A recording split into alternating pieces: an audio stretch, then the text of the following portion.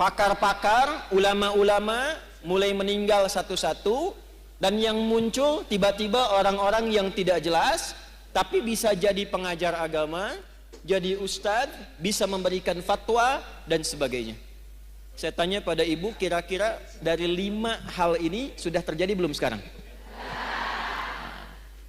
Ketika masalahnya makin banyak, pertentangannya makin rumit, kadang sulit dibedakan mana yang asli, mana yang palsu, bagaimana cara kita selamat melewati masa itu, sehingga apapun tugas yang kita jalani dalam kehidupan, ibu sebagai, istri, sebagai ibu rumah tangga, mungkin juga berkarir dan sebagainya, bagaimana menjalani pekerjaan dengan selamat dan kembali kepada Allah dengan bahagia dan mendapatkan rahmat Allah Subhanahu wa ta'ala. Orang yang hafal 3 ayat ini dan biasa berdoa dengan mengawali dengan 3 ayat ini, sepanjang yang dimintakan baik untuknya dunia akhirat, maka cepat akan dikabulkan oleh Allah. Sesulit apapun persoalan yang dia alami, aku berikan solusi dan jalan keluarnya. Jadi ada orang yang dalam hidupnya seakan tidak pernah punya masalah.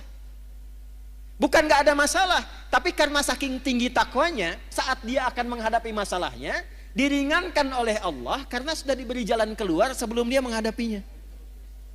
Sama dengan ibu begini, ibu sedang punya masalah, tidak mudah misalnya, itu dipandu oleh Quran, katakan pada hatimu, katakan, inna ma'al usri, itu kalau ibu masih goyah, keluarkan di lisan, pasti ada solusinya, pasti selesai. Enggak mungkin ada masalah yang enggak ada solusinya, pasti bisa, gitu. Saya mau kasih amalan, mau? Insya Allah kalau ini diamalkan, yang 5 ini akan mudah. Amalnya sederhana.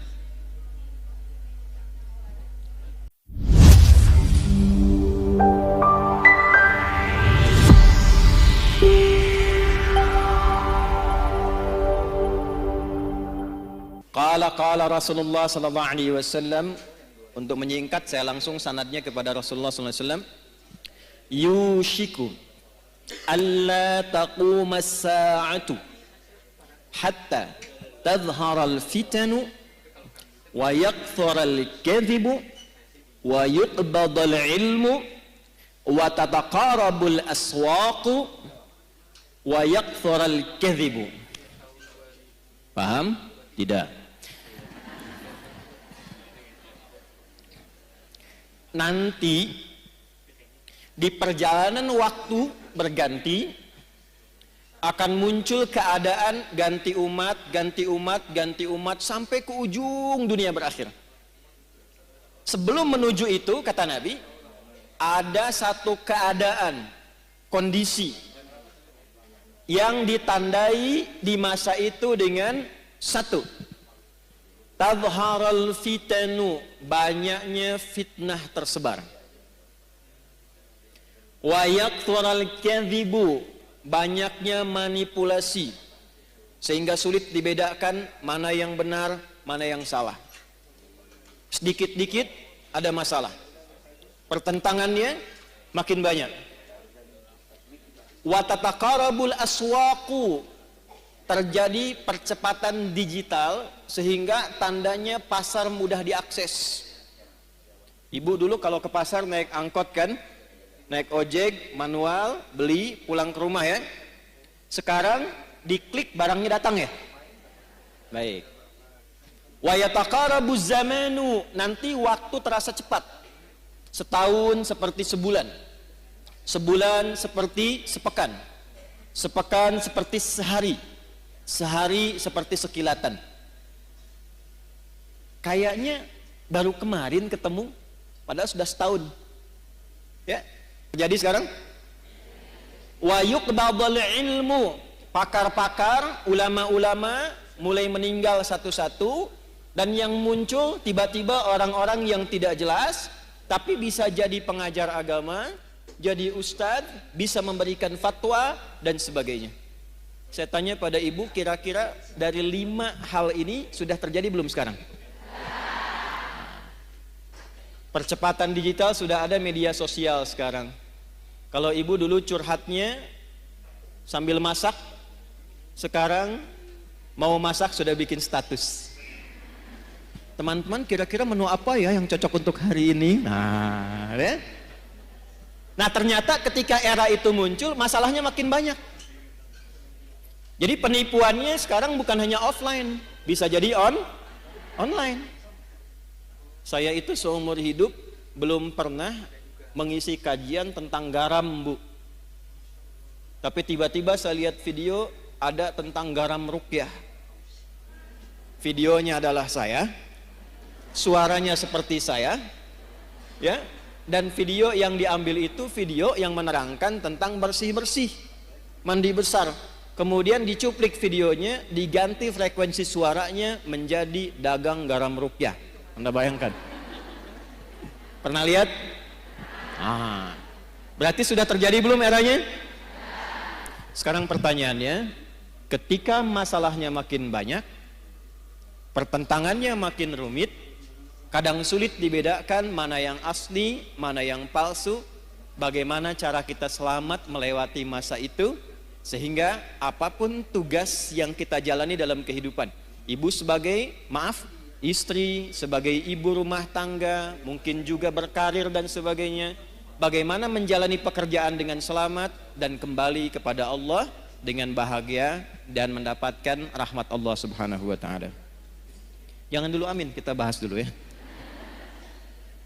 Saya nggak akan tanya ibu kelihatan apa enggak ya. Kelihatan? Belum. Emang belum saya tulis, masa kelihatan?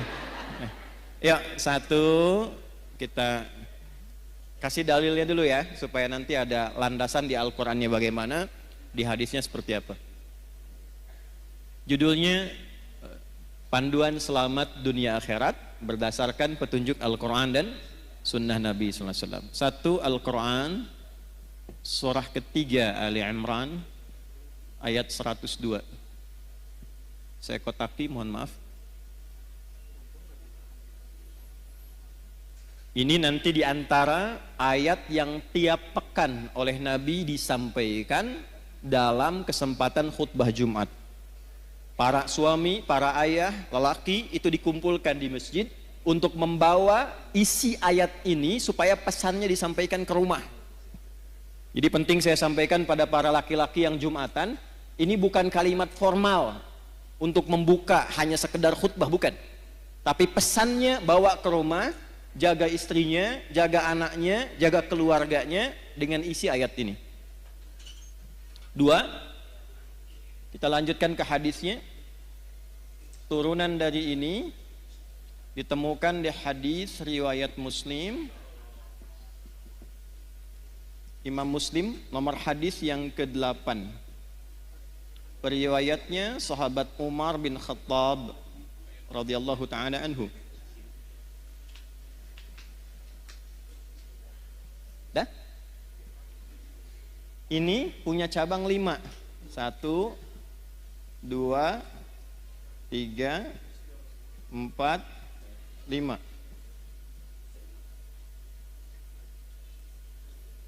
Cabang yang pertama, dalil Qur'annya surah ke-47 ayat 19. Turunannya surah paling favorit di muka bumi, Quran surah ke-112 Al-Ikhlas. Hadisnya, karena ini kajian ibu-ibu, kita ambil ibunda kita Sayyidah Aisyah. Hadis riwayat Sayyidah Aisyah radhiyallahu taala anha, didokumentasikan oleh Imam Al-Bukhari dalam kitab sahihnya nomor hadis 7375.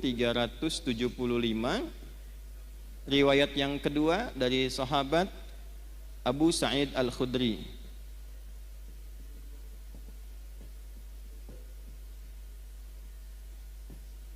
Masih di Al-Bukhari. Ini sudah saya cek ya Bu ya, insya Allah betul. Nomor hadis 7374. Sudah? Ini kisi-kisinya ada yang bawa mobil tadi, Kijang Toyota Sport. Yang lama, yang biru dongker, platnya 1427 MC. Nah itu ada tulisan di atasnya itu nanti surat yang terkait dengan ini. Di depan ada mobil parkir tadi saya lewat. Nomor platnya 1427 MC itu di belakang. 2,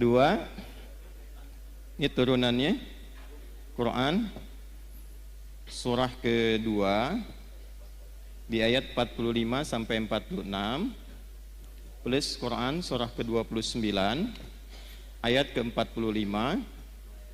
Hadisnya kita ambil yang sahih juga, hadis riwayat Al-Bukhari, juga hadis riwayat Muslim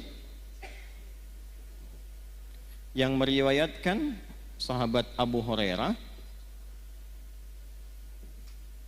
Karena Al-Bukhari sudah, kita masukkan yang Muslimnya supaya lengkap. Nomor hadis 393 sampai 397. Kemudian yang tokoh yang mengalaminya namanya Khalad bin Rafi' Az-Zuraiqi. Nah, sampai ke tokohnya kita cari supaya maksimal. Ya, kita mulai ya. Setiap pekan dalam kesempatan Jumat, Nabi senantiasa membuka khutbahnya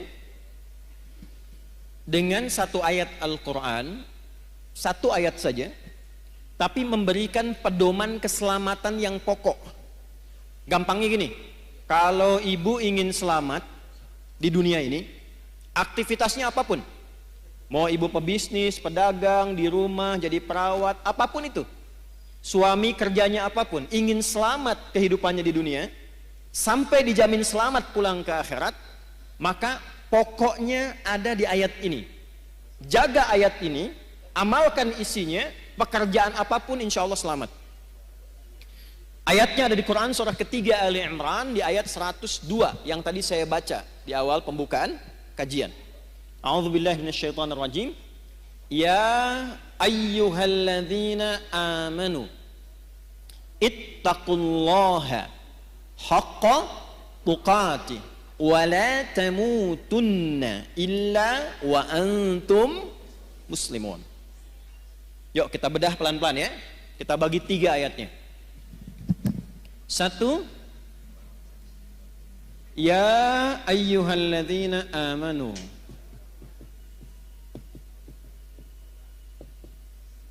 2, ittaqullaha haqqa tuqatih.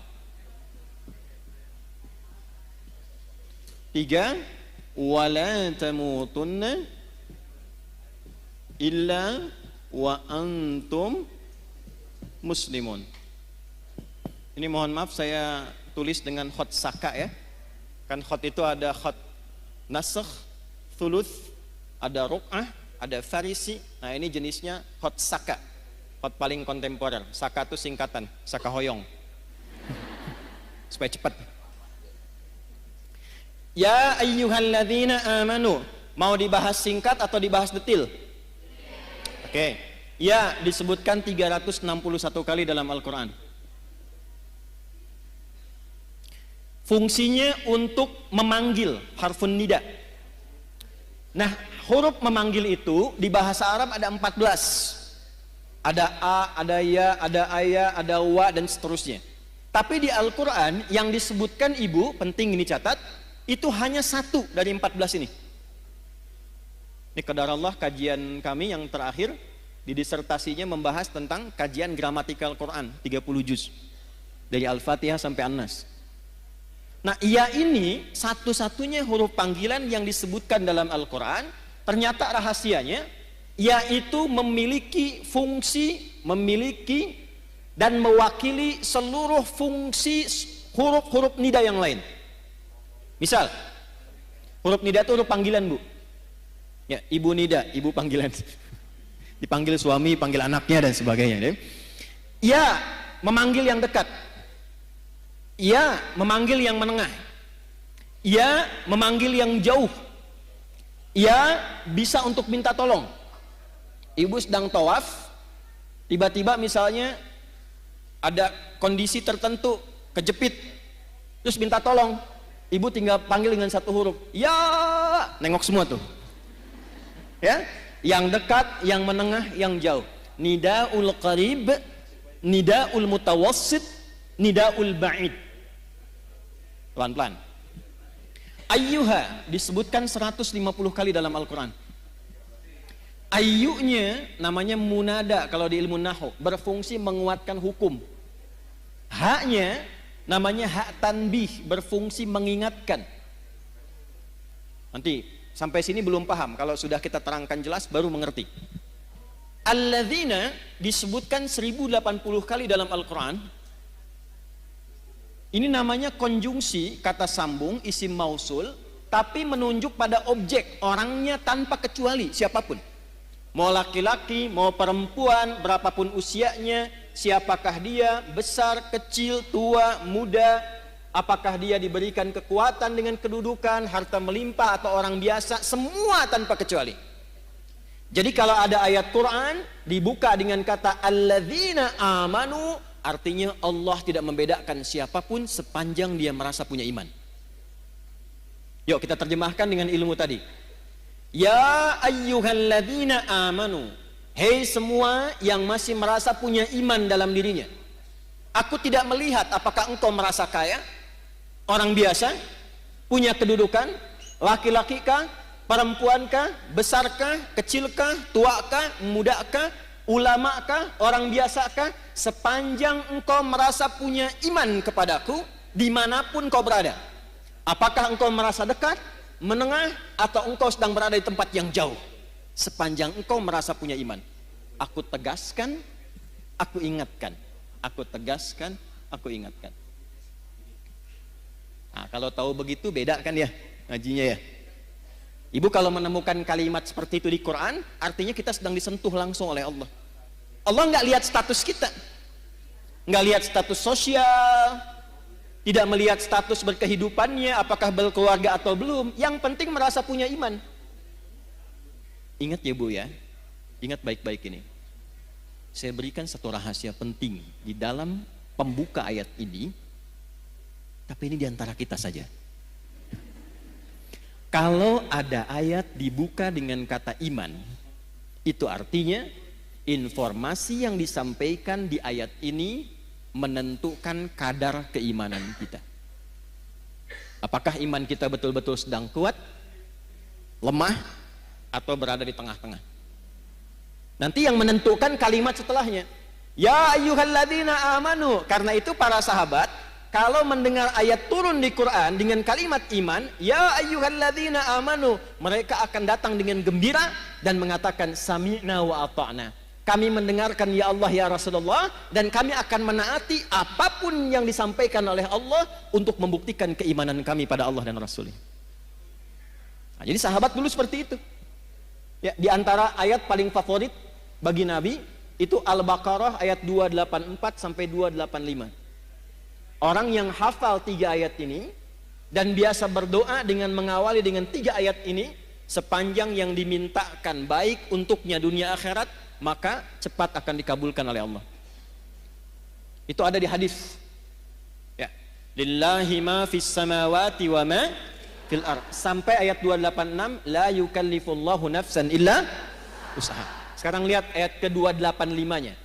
Amanar rasulu bima unzila ilaihi mir rabbihi wal mu'minun, itu ini.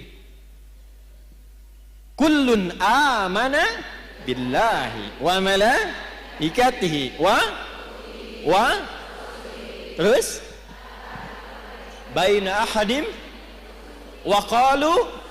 Nah, itu poinnya. Ghufranaka rabbana wa ilaikal wa qalu sami'na wa ata'na. Jadi sahabat itu kalau ada ayat turun dengan ya ayyuhalladzina amanu, mereka senang karena masih diaku oleh Allah. Bu, ini saya kasih gambaran Bu ya. Ibu kalau diaku anak oleh orang tua senang tidak? Ibu kalau diaku teman sama orang yang berpengaruh senang tidak? Ibu kalau bilang, presiden bilang begini, ini teman saya tuh, senang tidak? Senang. Kalau ada tokoh yang ibu senangi, terus bilang sama ibu, itu teman saya tuh, senang tidak? Sekarang Allah mengakui keimanan kita, kita dianggap sebagai hamba Allah. Dan dikatakan, ya ayyuhalladzina amanu, hei hamba-hambaku yang yakin punya iman kepadaku. Ibu senang tidak? Masa? Bukti senangnya apa? Dulu sahabat itu kalau ayatnya turun, ya ayyuhalladzina amanu, mereka langsung wajahnya gembira. Karena tahu imannya di aku hamba sama Allah tuh. Terus nunggu, ya Allah perintah apa? Sami'na, kami akan mendengarkan dengan fokus. Wa ata'na, setelah kami dengar, kami akan amalkan, kami taati. Jadi bukan sami'na wa nanyaina. Kami dengar, kami klarifikasi dulu gitu ya. Nah, sahabat tidak begitu. Nah, sekarang ini poinnya. Jadi di sini ada ukuran iman, bahasa kerennya parameter iman.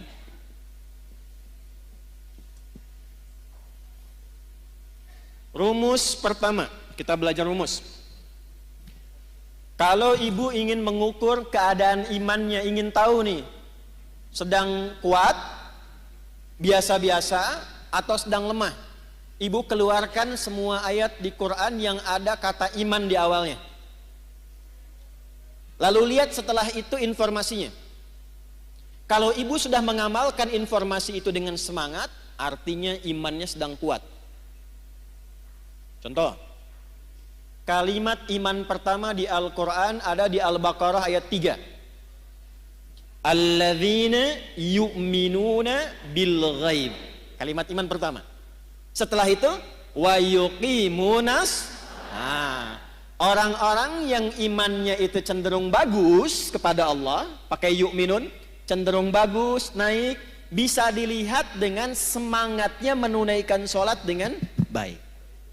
Maka menunaikan sholat itu ukuran iman. Bila ibu sholatnya semangat, itu tandanya imannya kuat. Tapi kalau sholatnya biasa-biasa saja, imannya standar. Kalau malas-malas, imannya lemah. Misal di An-Nisa ayat 103. فَإِذَا قَضَيْتُمُ الصَّلَاةَ فَاذْكُرُوا اللَّهَ قِيَامًا وَقُعُودًا وَعَلَى جُنُوبِكُمْ فَإِذَا اطْمَأْنَنْتُمْ فَأَقِيمُوا الصَّلَاةَ إِنَّ الصَّلَاةَ كَانَتْ عَلَى الْمُؤْمِنِينَ كِتَابًا مَوْقُوتًا. Saya baca terjemahannya pakai ilmunya. Secara singkatnya begini, di ujungnya. Orang beriman itu pasti menjaga dan mengetahui waktu sholat. Jadi ada orang yang saking kuatnya iman, bukan hanya nunggu panggilan sholat, bu, waktu sholat pun dia hafal. Tuh, subuh jam berapa tadi? Nggak usah lihat kesini. Jam berapa? 4:17, 4:20, 18. Terjadi perbedaan pendapat tentang waktu sholat subuh. Gak apa-apa, ini menunjukkan ibu berada dari daerah yang berbeda-beda, ya. Kiara Condong, Soreang, ya. Alhamdulillah. Karawang, ada, masya Allah. Bekasi, baik ya. Bekasi memang agak jauh dikit. Nih, kita ambil tengah-tengah subuh 4:18 misal. WIB, waktu Indonesia bagian Bandung. Adzan di Istiqamah. Allahu Akbar, Allahu Akbar. Ibu dengar 4:18. Begitu ibu dengar adzan, ibu langsung siap-siap. Dipanggil sholat, langsung siap-siap. Nah, ini menunjukkan imannya ibu itu standar. Nah, belum kuat. Awas, hati-hati. Suami ibu kerja di kantor jam 7 masuknya, datang jam 7, standar tidak? Standar. Kalau suami ibu datang jam 6, nah itu melebihi standar istimewa. Dipanggil 4:18, ibu sadar dan siap-siap 4:18, standar tidak? Standar. Belum kuat. Kalau ibu bangun jam 3, sebelum dipanggil siap-siap, warming up dulu tahajud, istighfar dulu, supaya frekuensinya ibadah kepada Allah nyambung, sholatnya khusyuk, baru imannya kuat. Tapi kalau dipanggil 4.18, baru bangun 8.14, nah, itu iman lemah. Jadi yang ini, yang kuat, ini orang yang merasa dekat dengan Allah. Saking dekatnya dia siap-siap sebelum dipanggil. Yang ini yang standar, yang menengah, kapan dipanggil, datang. Yang ini udah dipanggil-panggil masih ngitung, dah qomat belum? Duhurnya masih lama. Ini. Sehingga merasa agak jauh jaraknya. Ya ayyuhalladzina amanu, ya-nya berfungsi. Hei, baik engkau yang merasa dekat denganku, yang biasa-biasa, ataupun yang merasa jauh dariku, sepanjang engkau masih merasa punya iman, aku tetap mengakui engkau sebagai seorang hamba.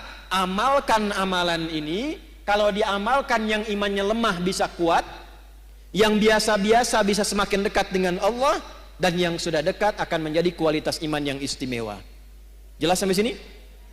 Jadi kalau ibu menemukan kalimat di Quran, ya ayyuhalladzina amanu, setelah itu ada kalimat, ada informasi, amalkan isinya, karena isi ayat itu sejatinya ingin mendidik kita supaya membangun hubungan lebih kuat dengan Allah Subhanahu wa taala. Itu maksudnya. 2, ini saya kotaki. Ibu tanya, bagaimana cara saya meningkatkan iman ya Allah? Saya ingin naik standar dari yang biasa-biasa, naik ke iman yang lebih kuat. Saya ingin iman saya yang terlihat sekarang lemah, sehingga rapuh, ada masalah juga, sering pesimis, ada tekanan cepat jatuh. Saya ingin menguatkan diri saya supaya lebih dekat denganmu ya Allah. Bagaimana caranya? Maka Al-Quran tidak berhenti dengan hanya menyampaikan informasi, tingkatkan imanmu. Diteruskan dengan panduan, kalau engkau ingin meningkatkan imanmu, ingin membangun kedekatan lebih dengan Allah, maka caranya ittaqullaha haqqa. Ini rumus selamatnya yang ini, Bu. Tingkatkan takwa. Ini rumus selamat dunia akhirat.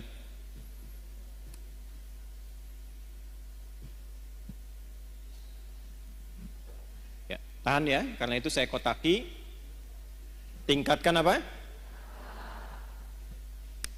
Pelan-pelan. Jadi kalau ibu bertanya, apa rumus selamat dunia akhirat dalam Al-Quran dan hadis? Bahasa Qurannya sederhana. Tingkatkan takwa secara serius dan benar. Tingkatkan takwa secara serius dan benar.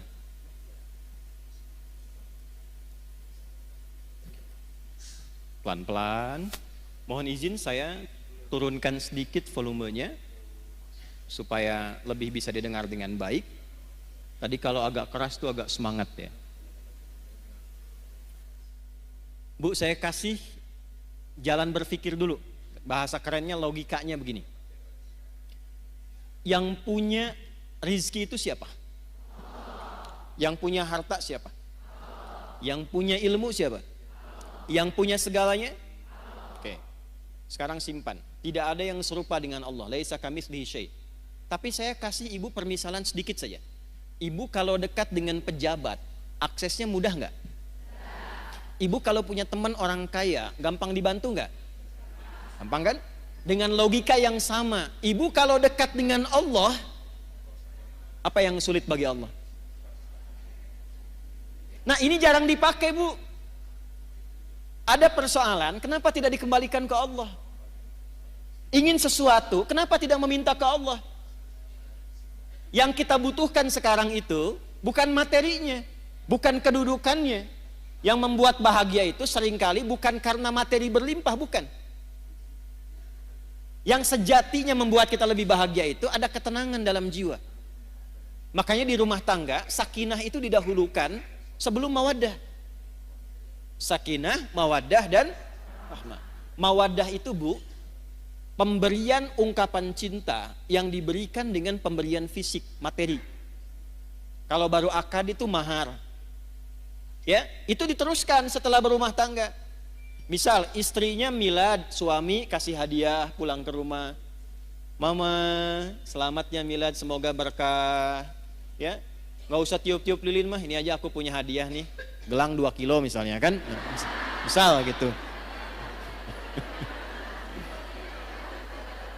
Nah, suami juga begitu. Misal suami promosi jabatan dapat, atau dia merasa bahagia, ibu masakkan kue kesukaannya, itu mawaddah Bu. Itu mawaddah namanya. Jadi ada rasa cinta yang timbul karena berbagi hal materi, itu mawaddah. Tapi pertanyaannya, kenapa sakinah mendahului mawaddah? Karena sebanyak apapun harta dikumpulkan, kalau tidak ada ketenangan di rumah tangga, itu hampa kehidupannya. Saya kan sering tanya ibu kan, ini terakhir saya mau tanya lagi nih. Ibu pilih mana? Kaya tapi gelisah atau miskin tapi tenang? Tidak ada pilihan ketiga. Dua aja. Dua aja. Saya tahu, saya belum bilang pun lihat wajah ibu sudah paham saya, pasti cari yang ketiga. Kaya tapi gelisah atau miskin tapi tenang?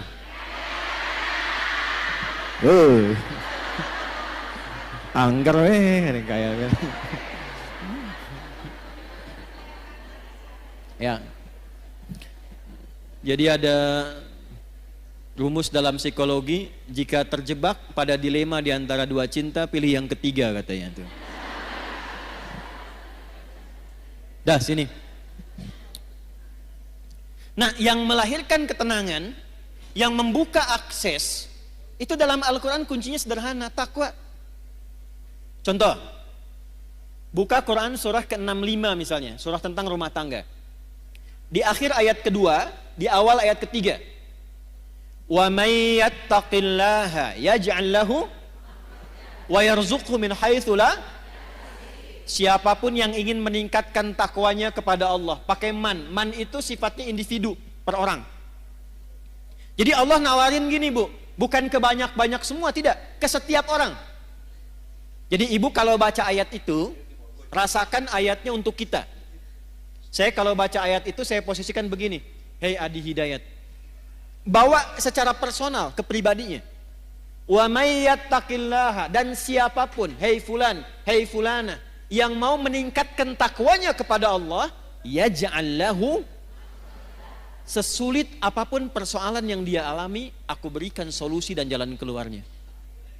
Jadi ada orang Bu, ada orang yang dalam hidupnya seakan tidak pernah punya masalah. Bukan gak ada masalah, tapi karena saking tinggi takwanya, saat dia akan menghadapi masalahnya, diringankan oleh Allah karena sudah diberi jalan keluar sebelum dia menghadapinya. Ibu kenal Siti Maryam? Bagus, ada yang kenal sana tuh. Kalau kenal langsung saya tutup kajian kita hari ini. Loh, Sayyidah Maryam itu siapa? Nah ini masalahnya, ibu punya ayat tentang perempuan, An-Nisa. Ada tokohnya Maryam, cuman jarang dibaca. Ibu keluarkan isinya, lihat sejarahnya. Maryam itu ketika akan terlahir, itu ibunya berharap lahirnya laki-laki. Karena ada berita dalam kitab suci sebelumnya, di masa ibunda itu tinggal, namanya Hannah, suaminya Imran. Ada tanda-tanda akan lahir dari rahim seorang perempuan terbaik di masa itu, seorang nabi dan rasul. Semua sepakat Hannah itu orang terbaik, perempuan paling solihah di masanya, suaminya saleh. Kemudian ketika mengandung, berharapnya laki-laki. Imrannya meninggal sebelum lahir anaknya. Begitu lahir, lahirnya perempuan. Ibu pengen laki-laki, keluar tiba-tiba perempuan. Nah anak ini unik Bu, nanti kalau dalam kajian lain fikih rumah tangga, kita akan bahas salah satunya hikmah tentang anak. Kenapa kok bisa pengen laki-laki keluar perempuan? Pengen perempuan lahir Pengen cepat tiba-tiba lambat. Pengen ditunda tiba-tiba lahir lagi. Enggak, itu ada hikmahnya. Tapi saya mau langsung masuk ke Maryam. Begitu lahir perempuan, beliau langsung berkata begini, ya Allah, perempuan. Quran surah 3 ayat 36. Takwanya ayat 37-nya. Falamma wada'atha qalat rabbi inni wada'tuha untha. Ketika dilahirkan ternyata yang lahir itu perempuan. Hannah berkata begini, ya Allah, perempuan. Saya pengennya laki-laki. Apa jawab Allah? Wallahu a'lamu bima wada'at wa laysa dzakaru kal untha. Allah lebih mengetahui hikmah, rahasia di balik kelahiran setiap anak. Kamu jangan simpulkan perempuan seperti pikiranmu. Perempuan pun punya keistimewaan yang tidak dimiliki laki-laki. Coba ibu sepanjang berkehidupan pernah menemukan gak keistimewaan yang dimaksud di ayat ini apa? Ibu tuh istimewa, Bu. Nanti Pak, pas pengajian bapak-bapak saya bahas yang laki-laki, Pak, tenang. Enggak, saya katakan gini, ini ayat turun saat perempuan tuh direndahkan, Bu. Ya, direndahkan, dianggap bahkan tidak sempurna. Ada ibadah di satu keyakinan, kalau isinya masih perempuan belum bisa berlangsung. Ada disamakan dengan sosok yang sangat tidak baik dan sebagainya. Jadi saat perempuan direndahkan, Islam datang dengan ajaran mengangkat derajat perempuan dan mengatakan perempuan punya keistimewaan yang tidak dimiliki laki-laki. Lalu wa inni sammaituha Maryam, diberi namalah anak perempuan itu dengan nama apa? Maryam. Yang mau saya katakan bukan Maryamnya. Yang mau saya katakan hal pertama yang dilakukan oleh ibunda Maryam, Hannah, itu melatih Maryam supaya membangun kedekatan lebih dengan Allah. Jadi yang diajarkan pertama kali, Bu, ya, yang disiapkan itu bukan bagaimana nanti bajunya, bagaimana popoknya, bagaimana seluruh fasilitas dunianya. Ya, kalau didapati kan era sekarang, walau tidak semuanya, kalau mau lahiran kan banyak disiapkan itu perlengkapan lahirannya kan. Pernah nggak terfikir ketika anak ini lahir, yang terfikir pertama bagaimana anak saya ini bisa dekat dengan Allah? Itu dulu. Bagaimana anak saya yang lahir kenal Allah? Sehingga ketika dia dekat, hisab saya ringan di hadapan Allah, saya pulang. Itu poinnya. Berapa di antara ibu muslimah yang ketika mengandung dan melahirkan memiliki cara berpikir seperti ini? Ketika lahir, yang dia pikirkan bagaimana anak saya bisa kenal dengan Allah. Sekarang ibu lihat apa yang terjadi. Ketika anak ini didekatkan dengan Allah bahkan sejak dalam kandungan. Ayat 35-nya itu sudah didekatkan dengan Allah, Bu, dalam kandungannya. Idh qalat imra'atu Imran rabbi inni nadhartu laka ma fi batni muharraran fataqabbal minni. Ketika istrinya Imran memberikan inspirasi kepada perempuan-perempuan di muka bumi, para muslimah. Ketika beliau mengandung, beliau dekatkan anaknya dengan Allah dan mengatakan, ya Allah, saya bernazar ketika dia lahir, anak ini akan saya dekatkan denganmu. Maka di era Nabi dicontohkan dari kandungan, sudah berdoa, turun Quran surah 7 ayat 189. Dalam kandungan suami istri mulai berdoa, suaminya cari yang halal, istrinya banyak sholat, banyak baca Quran. Jadi ketika lahir itu sudah ada bekal-bekal awal supaya kenal Allah. Maka apa yang terjadi? Begitu anaknya lahir, wa inni sammaituha Maryam, diberi nama sesuai harapannya. Nama itu penting, Bu. Misal ibu pengen punya anak yang ahli Quran. Ibu kasih nama misalnya, kalau ahlinya itu sampai paham, Ahmad Faqihul Quran misal. Di situ ada doa. Oh, saya pengen anak saya yang kedua dekat dengan Nabi. Ibu beri nama misalnya Amelia Habibatul Mustafa. Aku harapkan anak ini tumbuh jadi kekasihnya Nabi. Dicari ketika lahir, berikan nama sesuai dengan harapan yang ibu inginkan. Maryam di antara maknanya, di antaranya sosok yang menjaga diri, sehingga dengan penjagaan itu ia selalu dekat dengan Allah. Yang Allah senangi dikerjakan, kalau Allah nggak suka dia tinggalkan.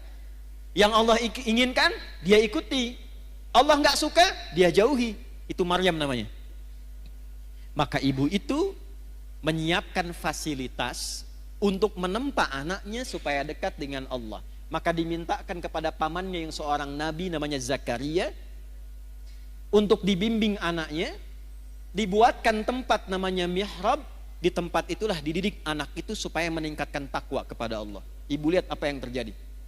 Sebelum anak itu membutuhkannya, Allah sudah kirimkan seluruh kebutuhannya. Fataqabbalaha rabbuha biqabulin hasani wa ambataha nabatan hasana. Perhatikan, ini poinnya. Kalau ada seorang ibu, ayah, suami istri, dia menyiapkan anaknya supaya dekat dengan Allah sejak dini, maka Allah yang akan merawatnya sampai dia tumbuh berkembang. Merawat tuh maksudnya memperhatikan dia, menjaga dia, mengalirkan kebutuhan dengan baik. Wa kafalaha Zakaria, tapi tetap mesti ada ikhtiar. Jangan ibu biarkan dari awal, ya Allah, saya sudah bacain dia Yasin, Al-Kahfi, Baqarahan, Anisaan, sekarang terserah engkau ya Allah. Nggak bisa begitu. Cari sekolah yang baik, cari orang baik untuk ngajar, ustadznya cari. Nanti dengan ikhtiar itu turunlah rizki dari Allah. Wa kafalaha Zakaria, perhatikan. Kullama dakhala 'alaiha Zakaria al-mihraba wajada 'indaha rizqa. Setiap Nabi Zakaria ingin memberikan kebutuhan Maryam, mau ngantarkan makanan, ngantarkan bebuahan, ngantarkan pakaian, sudah ada di mihrabnya Maryam, Bu. Mau ngantar buah, buahnya sudah ada. Kalau musim anggur ada anggur, wajar. Ini musim jeruk, bukan musim anggur, tapi ada anggur. Nanya, Zakaria tuh nanya, pamannya alaihissalam. Nanya ini untuk mengkonfirmasi ketakwaannya kepada Allah. Tahu, ini anugerah Allah tahu, tapi untuk menguji, saya ngajar dia berhasil nggak? Dia kenal Allah tidak? Maka ditanya oleh pamannya, ya Maryamu anna laki hadza. Maryam dari mana semua ini? Perhatikan jawabannya. Anak yang dikenalkan dengan Allah sejak dini, maka yang keluar di lisannya kalimat-kalimat yang menyucikan Allah. Subhanallah, alhamdulillah, Allahu Akbar. Maka apa yang keluar di lisan Maryam? Qalat huwa min indillah. Paman, semua ini anugerah Allah. Innallaha yarzuqu may yasha bighairi hisab. Allah akan mengalirkan rizki pada hamba yang dikehendakinya tanpa batasan. Siapa hamba yang dikehendaki di sini? Yang meningkatkan takwa. Ini. Jadi kalau anak-anak ibu dari awal didekatkan, dikenalkan dengan Allah, itu yang keluar nanti kenal Allah, Bu. Saya pernah lihat satu video dulu, ada anak mau disuntik masih kecil. Yang keluar tuh subhanallah, astagfirullah, dosa apa aku ya Allah, astagfirullah, gitu, kan? Tapi tidak sedikit juga anak-anak yang mau disuntik harus dikenalkan dengan mainan dulu gitu kan, dan sebagainya. Tidak salah, tidak. Tapi kalau ingin dijaga dirawat oleh Allah, maka kenalkan sejak dini. Maka Bapak Ibu, Bapak tuh ada Bapak di sana, Ibu di sini, supaya terbawa juga suasananya.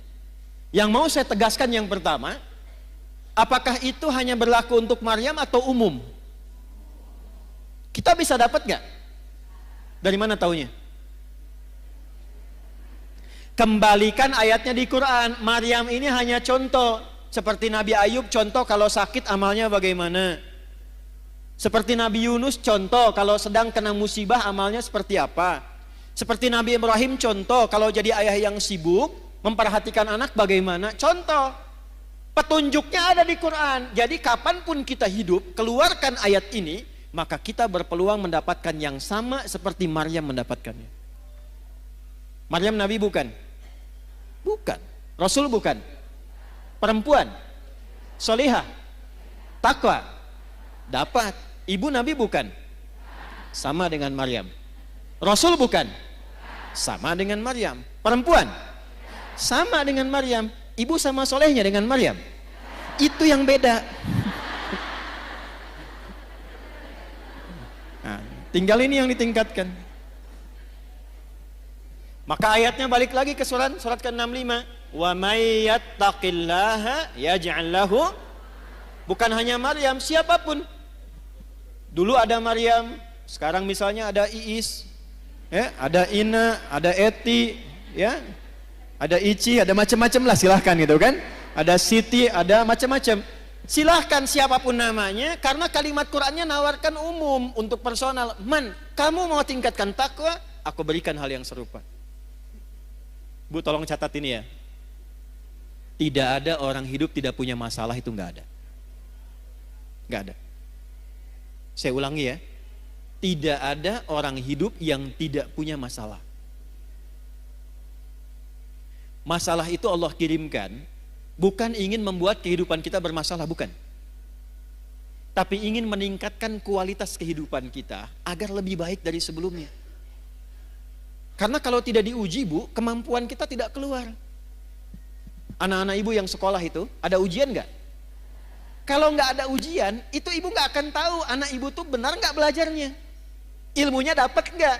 Untuk menguji bahwa dia sudah dapat ilmu, punya kemampuan baru, mesti ada ujian. Nanti kalau sudah pintar, naik kelas dia, menghadapi masalah yang baru. Dengan logika yang sama, hidup juga begitu. Kalau datang masalah, berbahagialah, karena ketika Allah kirimkan masalah itu, bukan ingin membuat kita bermasalah, bukan. Tapi supaya kemampuan kita bertambah, dan memudahkan kita mengatasi berbagai macam persoalan kehidupan berikutnya. Cuma kalau ibu ingin cepat mengatasi masalah itu, dibuat gampang oleh Allah. Caranya tingkatkan takwa. Sehingga setiap masalah yang datang, sebelum datang diringankan dulu oleh Allah. Seakan-akan gak ada masalah. Ustadz juga sama, Bu, punya masalah. Serius. Bahkan masalahnya kadang itu lebih banyak dari ibu. Itu masalah ibu ditanyakan juga ke saya. Nanti ada pertanyaan tuh. Di poinnya ini, siapa yang mau bahagia angkat tangan? Sudah cukup turun. Ya. Ternyata rumus bahagia bukan harta, bukan kedudukan. Itu banyak public figure kaya-kaya menikah sebulan 2 bulan masalah. Ternyata faktornya bukan karena terkenal, bukan karena harta. Yang ingin bahagia, rumusnya takwa. Quran surah kedua di akhir ayat 189. Ayat 189 di surah Al-Baqarah ditutup dengan kalimat begini. Wattaqullaha la'allakum tuflihun. Jika engkau ingin bahagia, maka tingkatkan takwamu kepada Allah. Bertakwalah kepada Allah, maka hidupmu cenderung bahagia. Siapa yang ingin pintar? Ya kan? Yang kepintarannya berkali lipat. Ternyata rumusnya takwa. Ditemukan di mana? Di Quran surah kedua Al-Baqarah di akhir ayat 282. Ayat paling panjang di Al-Quran menyampaikan ilmu yang termasuk rumit tapi ditutup dengan kalimat wattaqullaha wa yu'allimukumullah. Engkau tingkatkan takwamu kepada Allah, Allah tambahkan dan ajarkan pengetahuan-pengetahuan yang mudah. Ini kuncinya.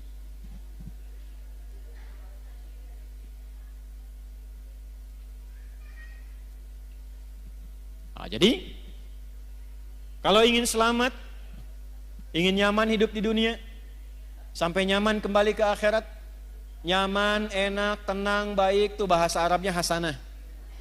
Ibu hasanah, ibu yang nyaman, tenang, baik, ya. Nah, jadi kalau cerewet tinggal bilang ibu hasanah loh gitu. Cerewet pada yang baik boleh, ya. Rabbana atina fid dunya wa fil akhirati wa qina. Itu rumusnya takwa. Jelas sampai sini?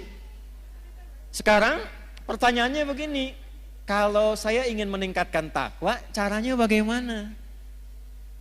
Kan tadi ingin selamat, meningkatkan iman, caranya dengan apa?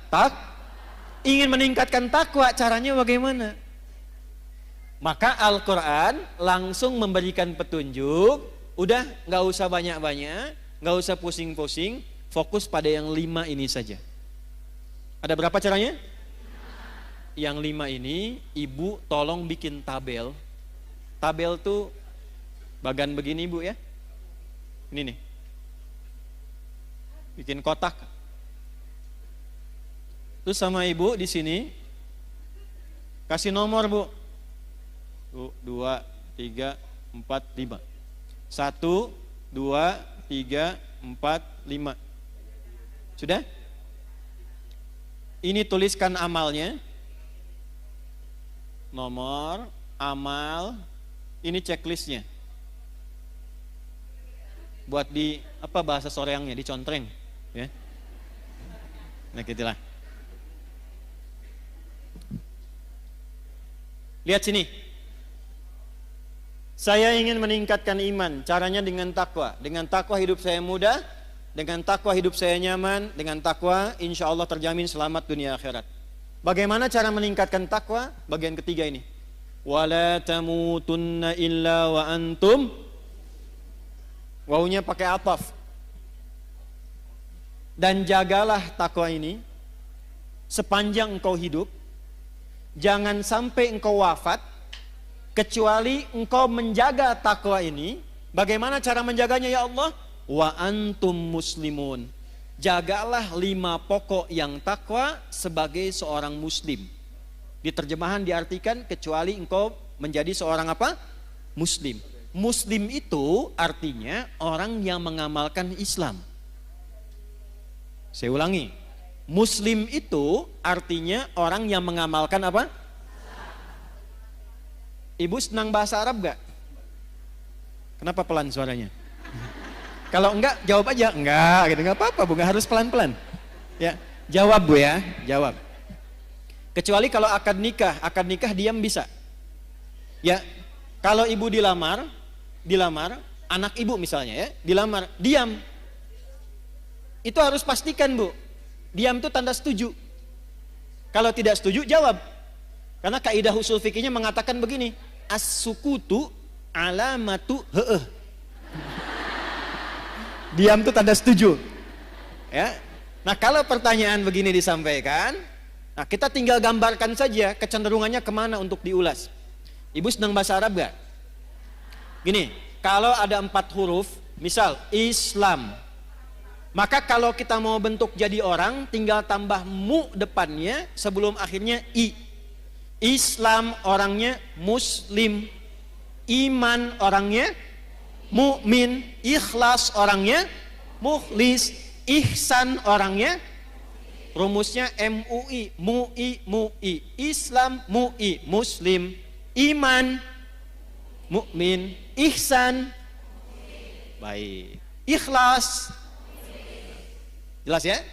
Tapi kalau katanya begini, O atau A tinggal tambah ah di ujungnya. Tak. Misal, laki-laki mau jadiin perempuan, tinggal tambahkan tak ah di ujungnya. Muslim perempuannya. Nah, mukmin. Nah, soim. Nah.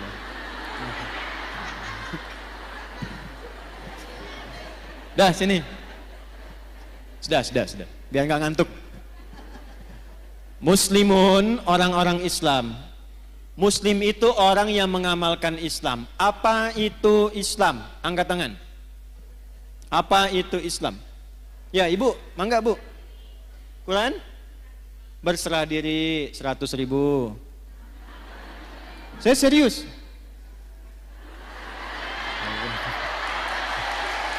Enggak ya, titip panitia aja ya, kejauhan. Panitia mana panitia, mas? Ibu itu. Bu, no iya tabu, awas bu kade bu. Ayo mau tambah, saya naikkan 500.000. Islam itu takwa, baik, kurang. Ya ibu. Ya. Salat, zakat, puasa, haji, baru 4. Syahadat 1 juta ya, 1 juta. Nah, mas yang itu ya, ibu itu ya. Nanti belakangan ya bu ya. Apa? Nggak jadi. Baik. Nah sekarang saya naikkan.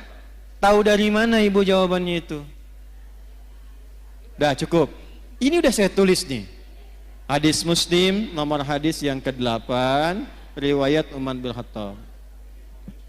Dah tahan sini, lihat sini. Fokus. Ya Allah, saya ingin meningkatkan takwa, caranya bagaimana?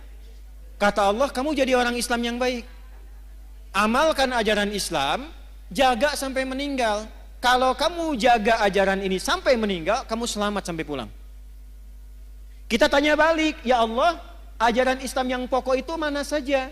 Maka dijawablah oleh Nabi. Jawaban ini diungkapkan oleh Umar bin Khattab, disampaikan kemudian dirangkum oleh Imam Muslim, dituliskan di kitabnya nomor hadis yang ke-8 sampai ke kita.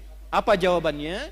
Ketika Nabi ditanya mal Islam, kata Nabi, 1, antashhada an la ilaha illallah wa anna Muhammadar Rasulullah. Amal pertama syahadat, syahadatain. Wa tuqimas salat. Wa tu'tiyaz zakat.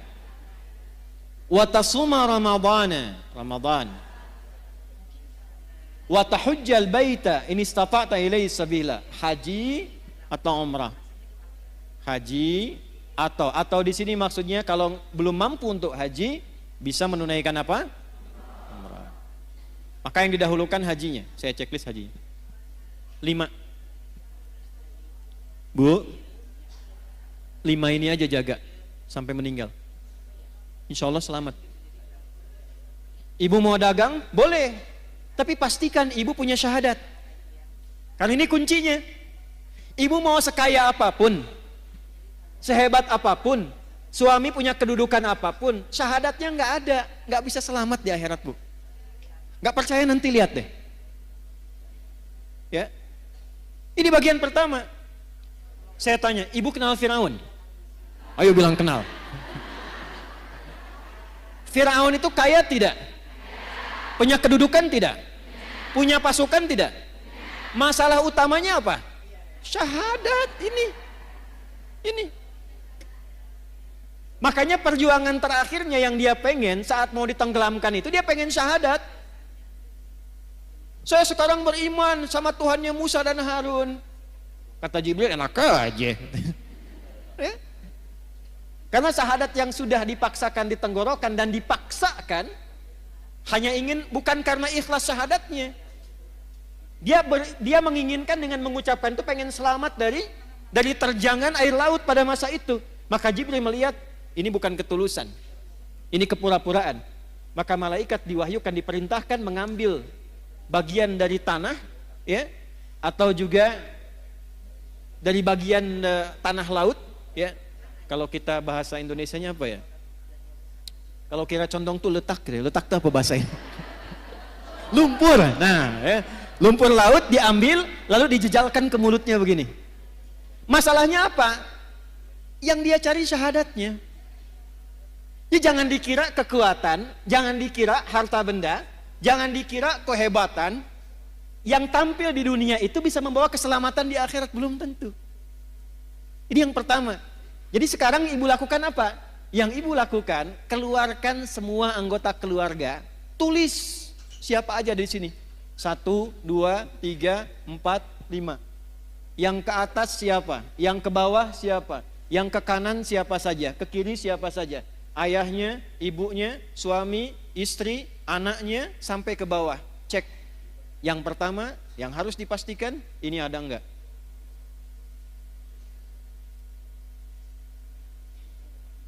Gimana syahadatnya suami? Istri bagaimana? Ibu? Anak-anaknya? Keluarganya? Ini nomor 1, letakkan urutan pertama. Buka Quran surah 52 ayat 21, At-Tur. Quran surah 52 ayat 21. Saya tanya ibu dulu sebentar. Ibu mau ketemu anaknya lagi nggak di akhirat? Mau kumpul nggak dengan keluarganya? Dengan suaminya? Kenapa pelan? Lihat sini. Ternyata yang pertama ditampilkan Quran itu bukan bekal harta, bukan kedudukan. Jadi kalau ibu punya suami, punya anak, punya kedudukan, punya harta banyak, itu tidak menjamin mengumpulkan kembali di akhirat. Walladzina amanu, iman dulu. Wattaba'athum dzurriyyatuhum biimanin alhaqna bihim dzurriyyatahum. Dan para orang tua yang punya iman diikuti oleh anak cucunya, sekeluarga, kerabatnya, semua beriman, kami akan kumpulkan kembali, kata Allah. Aku kumpulkan kembali satu keluarga itu di taman surga semuanya. Wa ma alatnahum min amalihim min syai'. Dan tidak akan aku sia-siakan amal mereka untuk menguatkan iman itu. Jadi kalau ibu ajarkan anak dari kecil supaya kenal Allah, itu ditulis Bu, diperintahkan malaikat tulis tuh. Kadang-kadang mesti menjewer anak supaya dekat dengan Allah, itu ada bekas. Di hari hisab, di antara tanda yang Allah perintahkan pada malaikat cari pada diri anak, ada enggak bekas pendidikan orang tua kepada anaknya supaya anak kenal Allah? Tuh. Pernah enggak ada begitu? Begitu anak ingin menjauh dari Allah, susah diingatkan. Ibu belai misalnya begini nak, itu bekas belayannya itu nanti akan jadi tanda di yaumil hisab. Dulu saya kecil itu dijewer begini, kalau ngumpet ngaji. Maghrib TV mati, sembunyi dimanapun akan dicari. Saya pernah kecil ingin ngetes aja, dicari enggak? Saya sembunyi di bawah lemari asisten rumah tangga, saya masuk situ. Ternyata asisten rumah tangga diperintahkan oleh ibunda kami cari Adi sampai ketemu.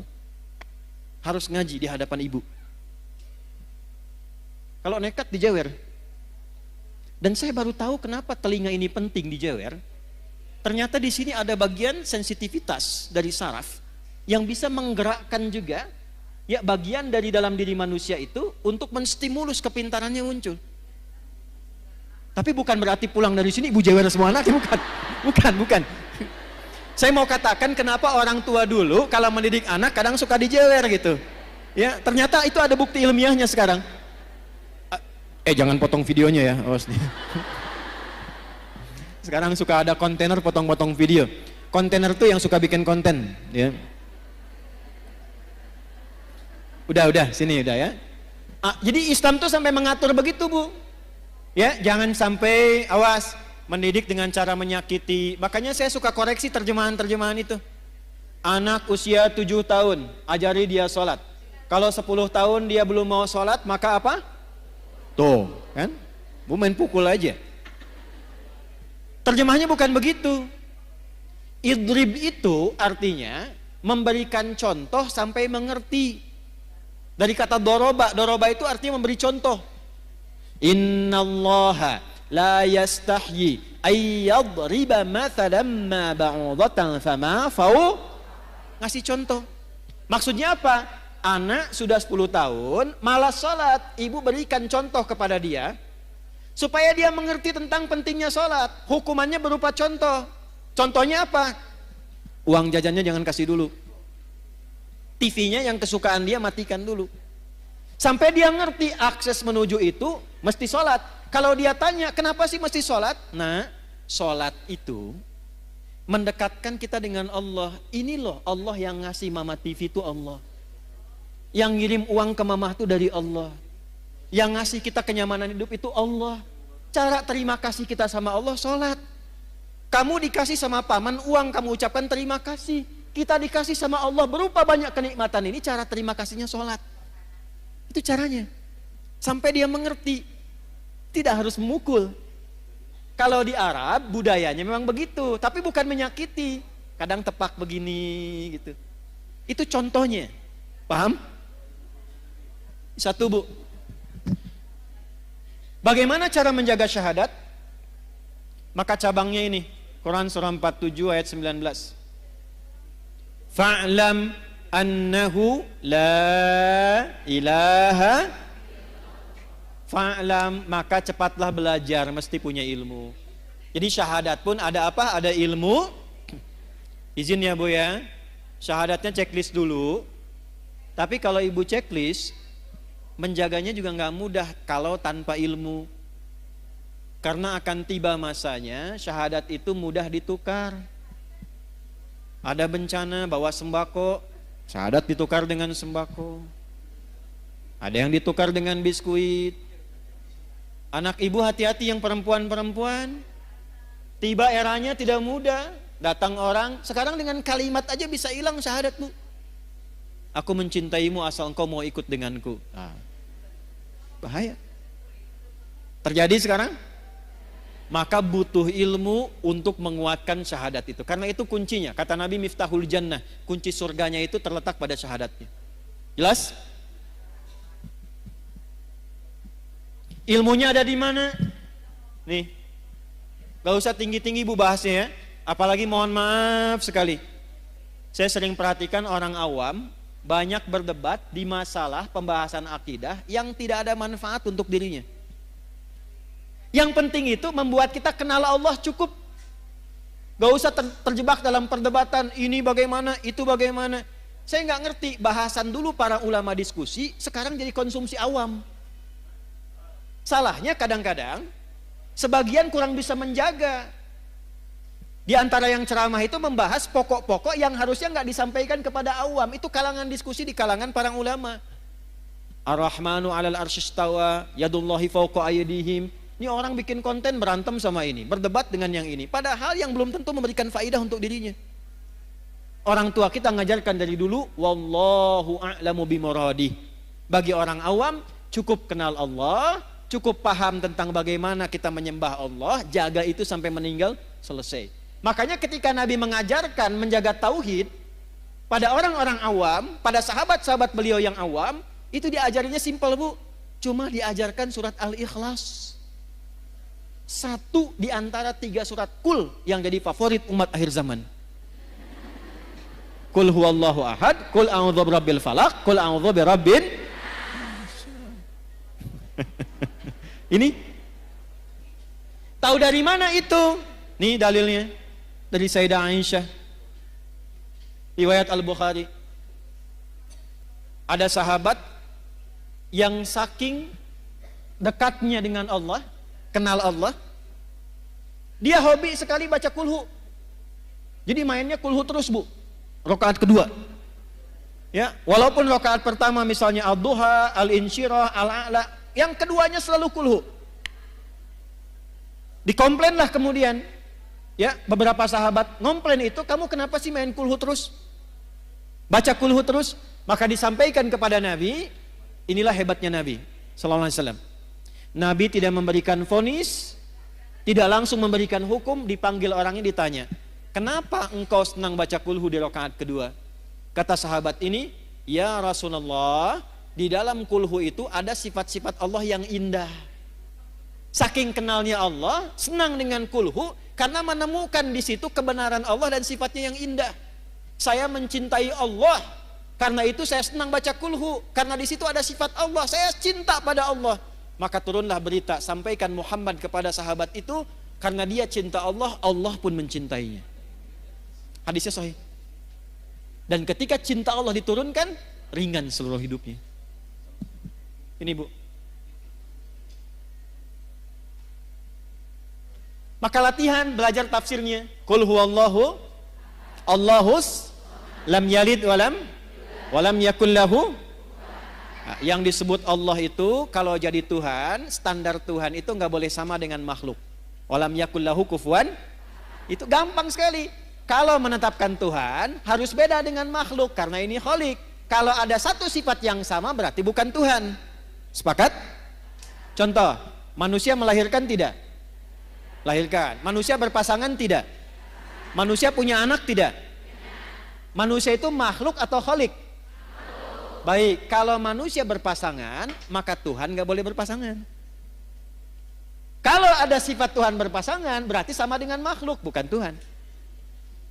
Manusia melahirkan dan dilahirkan, berketurunan, punya keturunan. Tuhan gak boleh punya keturunan.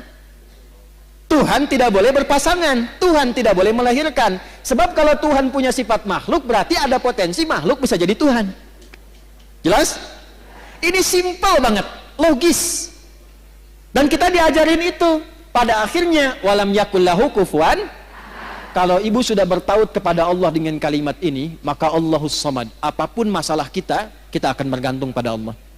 Ibu baca Al-Ikhlas ini, sampai ibu merasakan dalam hati bahwa ibu punya Allah.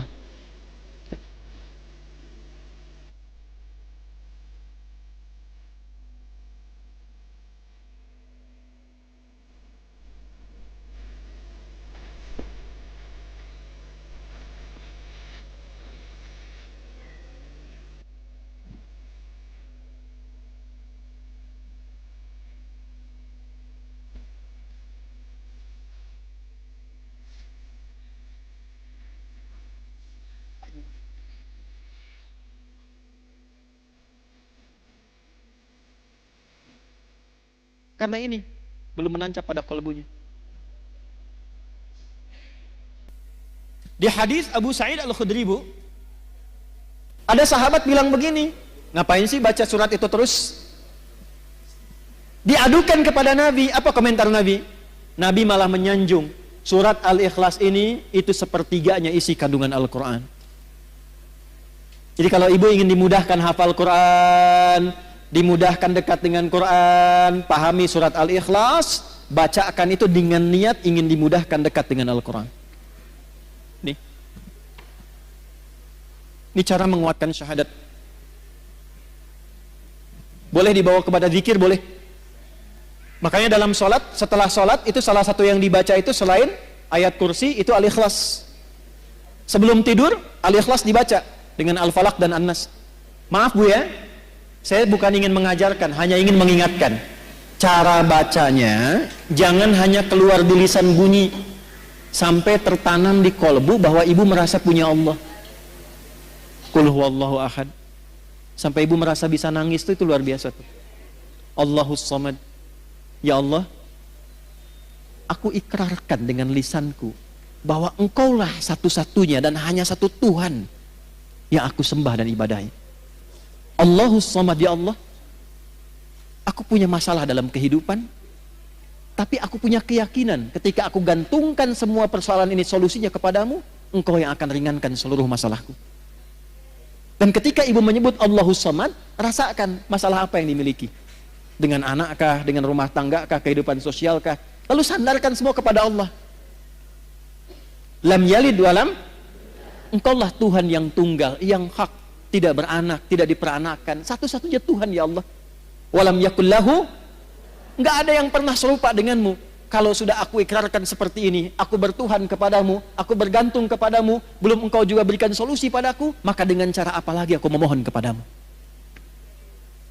Karena itu ketika Nabi lewat, ada sahabat mengatakan begini, Allahumma ushidu bi annaka antallah as-samad alladhi lam yalid walam yulad walam yakul lahu kufuwan ahad. Allahumma inni as'aluka an taghfira liya. Ya Allah, aku bersaksi hanya engkaulah Tuhanku satu-satunya, aku sembah, aku tuhankan. Aku gantungkan hidupmu kepadamu. Aku nyatakan kau satu-satunya Tuhan yang tidak serupa dengan makhluk manapun, tidak beranak, tidak diperanakan. Aku tidak minta apapun, ya Allah. Dengan aku mengesahkanmu, aku hanya minta ampuni dosaku. Aku ingin jadi orang baik. Nabi lewat, lalu Nabi mengatakan begini, Fulan, tahukah engkau apa yang kau baru baca tadi? Orang ini berkata, ya Rasulullah, engkau yang paling tahu. Allah wa Rasuluhu alam. Allah dan Rasulnya yang paling tahu. Kata Nabi, engkau baru saja meminta kepada Allah dengan menyebut namanya yang paling agung, yang engkau kalau ucapkan itu, doamu akan selalu dijawab, permintaanmu tidak akan pernah tertolak. Itu hadisnya sahih. Hadisnya sahih. Dan Syekh Said Sabiq memasukkan hadis itu dalam pembahasan akidah ketika mengurai Al-Asmaul Husna di kitabnya Al-Aqaid Al-Islamiyah. Jadi kalau orang benar Al-Ikhlasnya, Bu, ini sampai ke dalam jiwanya, itu doanya mustajab, Bu. Karena dia merasa punya Allah. Tuh. Nah ini yang diminta ini udah nyambung belum sama Allah nih. Kadang lisannya kemana, hatinya kemana. Ibu baca subhanallah, satu kali belum nyambung, wajar. Dua kali belum connect, wajar. 33 kali belum nyambung, ibu mesti baca berapa kali lagi? Bu keluar dari sini ya, mie ayam, mie ayam, mie ayam, mie ayam, mie ayam, mie ayam, mie ayam, sampai 33 kali itu.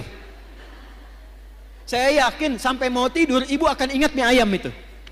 Gak percaya silahkan. Mie ayam, mie ayam, mie ayam, mie ayam, mie ayam, 33 kali. Minimal ibu akan cari kan? Ibu tiap hari, Bu, subhanallah, subhanallah, subhanallah. Dari 33 ini, bagian keberapa yang sampai ke dalam hati? Ke-9, 10, 11?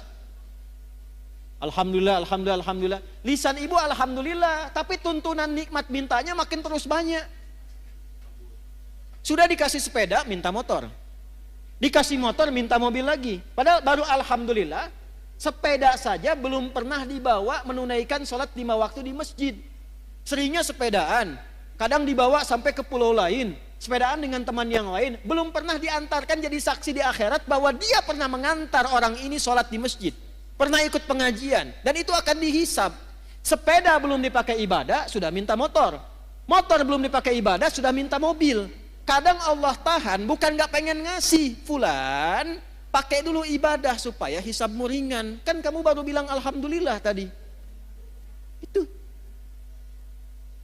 Allahu Akbar. 33 kali 5 tuh. 165. Dalam sehari. Allahu Akbar, Allahu Akbar, Allahu Akbar. Tapi masih kalah juga. Allahu Akbar, Allahu Akbar. Ayo cek ke masjid, ayo. Diskon, kewe sekedap. Nomor 2. Ini saya tanya serius nih. Ibu kalau ada pas sinetron Korea yang paling ibu senangi, pas waktunya azan, ibu tunda dulu sinetronnya untuk sholat, atau ibu tahan dulu tetap nonton, nanti sholatnya nomor 2? Ya, alhamdulillah. Checklist ya. Lihat sini. Ini materi itu sebetulnya sederhana, Bu. Cuman kedalamannya ini yang jarang diungkap. Maksud saya, checklist ini syahadaten formal iya, sampai ke dalam jiwa cek sudah belum? Latihan tiap hari. Nyambung lagi, cara melatih supaya ketika syahadat saya merasa punya Allah itu bagaimana? Lakukan seperti Nabi bimbing kita. Karena itu ada bagian keduanya. Wa asyhadu anna Muhammadan. Tanya ke Nabi, ya Rasulullah, gimana cara melatih syahadat? Wa tuqimas shalah. Jaga dalam salat. Karena itu dalam salat kita bersyahadat. Waktu tasyahud syahadat tidak? Salat dibuka dengan kalimat apa? Ya, kalimatnya apa? Allah. Waktu ibu mengucapkan Allahu Akbar, sudah kenal Allah belum? Tuh. Nih saya cek ya. Kalau sudah takbir baca apa? Iftitahnya bacaannya apa? Allahu Akbar kabira, walhamdulillah, subhanallahi bukratau. Kemudian? Baik. Selain yang wajah tuh ada lagi yang baca yang lain? Allahumma ba'id baini wa baina kama ba'adta bainal. Stop, saya kasih 2 contoh ini. Pernah nggak mencari bagaimana Nabi pernah mengamalkan doa iftitah itu setelah takbir? Ibu pernah belajar dan dengar tentang sahabat Abu Bakar kan? Baru takbir, itu saking merasanya punya Allah, itu langsung menangis bergetar, baru takbir. Sahabat Ali bin Abi Thalib baru adzan sudah bergetar, belum sholat, saking merasa punya Allah. Doa yang Allahumma ba'id itu ada di Al-Bukhari, Sahih Al-Bukhari. Riwayatnya oleh sahabat Abu Hurairah. Biasanya dibaca dalam kesempatan sholat siang. Subuh, zuhur, asar, sholat siang. Yang wajah tuh ada di Sunan Abu Daud. Biasa diamalkan oleh Nabi pada malam hari. Sanadnya nanti tersambung melalui Imam Ali bin Abi Thalib radhiyallahu ta'ala anhu. Jadi kalau yang Allahumma ba'id dari Abu Hurairah, yang wajah itu dari sahabat Ali bin Abi. Pertanyaannya, kenapa yang wajah itu sering dibaca malam, sementara Allahumma ba'id sering dibaca siang? Walaupun boleh baca wajah itu, subuh boleh, siang boleh, nggak dilarang. Ada 12 doa iftitah, Bu. Boleh-boleh saja, sah. Tapi yang mau saya katakan, kenapa sering dibacanya di waktu itu? Perhatikan caranya. Ketika tangan diangkat, buang urusan dunia ke belakang. Kalau pengen khusyuk sholatnya, pasrahkan urusan kita kepada Allah. Jadikan Allah yang maha agung, yang lain gak penting. Buang urusan dunia ke belakang. Kenapa sholat jarang khusyuk? Karena ketika takbir dunianya masih dibawa. Allahu Akbar, oh diskon ini sekian, ini jemuran belum diangkat, ini masuk. Buang ke belakang. Pasrahkan kepada Allah. Enggak, ini ada kitabnya ya. Ada beberapa kitab, kita simpulkan saja dengan cepat karena waktunya tinggal 5 menit. Lihat sini. Allahu Akbar, angkat tanganmu sejajar dengan pundakmu di sini. Hadwaman kibaihi, atau sejajar daun telinga di sini, hadis An-Nasai. Tapi dua makna ini artinya apa? Angkatlah tanganmu, pasrahkan dirimu kepada Allah. Sekarang sholat dibuka, hanya Allah yang maha agung, yang lain gak penting, semua buang ke belakang. Maka itu di Abu Daud dikatakan fakul, maka katakan Allahu Akbar. Saking pentingnya komitmen itu diucapkan dengan lisan. Di Islam itu Bu, kalau ada ibadah yang membutuhkan kekuatan supaya hatinya mantap, itu lisannya dipandu berucap. Haji, umrah, itu kenapa sampai lisan mengatakan labaik Allahumma hajjat, labaik Allahumma umrah? Karena ini ibadah penting, hatinya mesti mantap, dibantu oleh lisan, ucapkan, ucapkan. Sama dengan ibu begini, ibu sedang punya masalah, tidak mudah misalnya, itu dipandu oleh Quran, katakan pada hatimu, katakan, inna ma'al usri, itu kalau ibu masih goyah, keluarkan di lisan, pasti ada solusinya, pasti selesai. Nggak mungkin ada masalah yang nggak ada solusinya, pasti bisa, pasti bisa. Gitu. Kita punya ayatnya Bu, sekarang yang pakai orang Jepang. Dulu saya SD, 94-95 itu di TPI itu ada sore-sore sekitar jam 5:30 acara Benteng Takeshi.